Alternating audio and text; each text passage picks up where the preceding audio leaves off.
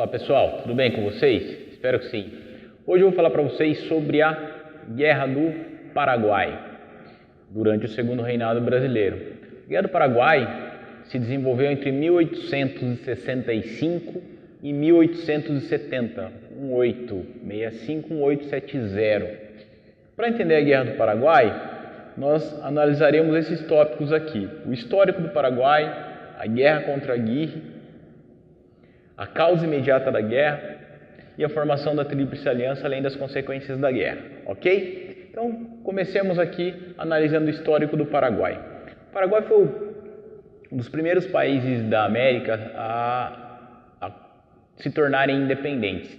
Em 1813, o Paraguai já havia conquistado a sua independência e o Paraguai passa a ser governado por ditadores, uma sequência de ditadores: o Gaspar Francia, o Carlos Lopes e o Solano Lopes. O ponto fundamental desses ditadores é que eles iniciaram um modelo de modernização e desenvolvimento do Paraguai. Então, eles procuraram promover a reforma agrária, a alfabetização da população, construção de estradas de ferro e desenvolvimento de indústria pesada no Paraguai. Então, o Paraguai, na segunda metade do século XIX, era um país que não tinha dívida externa e apresentava um relativo desenvolvimento. Claro, é um mito a ideia de que o Paraguai era um país rico. Isso não é verdade. No entanto, era um país sem dívida externa e com um relativo desenvolvimento. Porém, um país ainda pobre, ok? O Solano Lopes, que governava o Paraguai, ele tinha um projeto conhecido como o Projeto Grande Paraguai, que era fazer com que o Paraguai tivesse uma saída para o mar. Isso implicaria em conflitos armados com os vizinhos ou uma política de acordos com os vizinhos, permitindo que ele pudesse navegar em rios dos países vizinhos ou mesmo que ele pudesse utilizar territórios dos países vizinhos.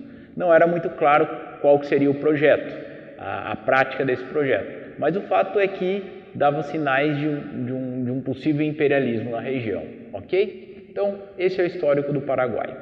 Vamos para o ponto 2. A guerra contra a Aguirre, em 1863. O Brasil invade o Uruguai em 1863 e derruba o presidente Aguirre, que era parceiro do Solano Lopes. Qual foi o resultado disso? O Paraguai, em 1863, rompe relações diplomáticas com o Brasil. Então você tem um Paraguai expansionista, que tinha um projeto de crescimento, que agora rompeu relações diplomáticas com o Brasil.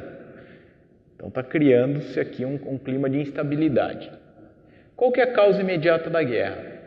A prisão do navio brasileiro no Rio Paraguai. O navio brasileiro Marquês de Olinda encontrava-se com o presidente da província de Mato Grosso, navegando em águas paraguaias, no Rio Paraguai, melhor dizendo, e esse navio é preso pelos paraguaios.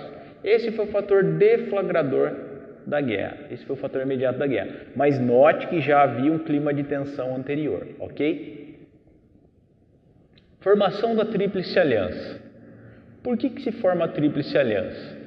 O Brasil havia invadido o Uruguai em 1863, guerra contra a Aguirre. Então, por qual motivo que o Brasil estaria agora junto do Uruguai? Por um motivo simples: o Brasil derrubou o presidente Aguirre, mas apoiou a entrada de um novo presidente no poder. Esse novo presidente que entra no poder, no Uruguai, ele é aliado do Brasil.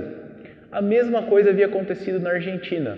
O Brasil havia derrubado nos anos 50 um governo argentino e apoiado outro governo. Então, os governos que entraram posteriormente, com a ajuda do Brasil, vão apoiar o Brasil nesse conflito. Além do que, esses países temem o expansionismo paraguaio, temem o projeto Grande Paraguai de saída para o mar, assim como o Brasil também teme esse projeto imperialista do Paraguai.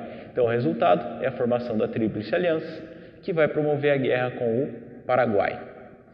Quem de fato ficou na guerra até o fim, até 1870, foi o Brasil.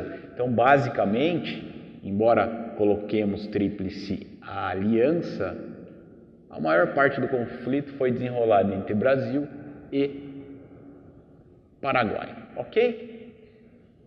O Paraguai é derrotado em 1870.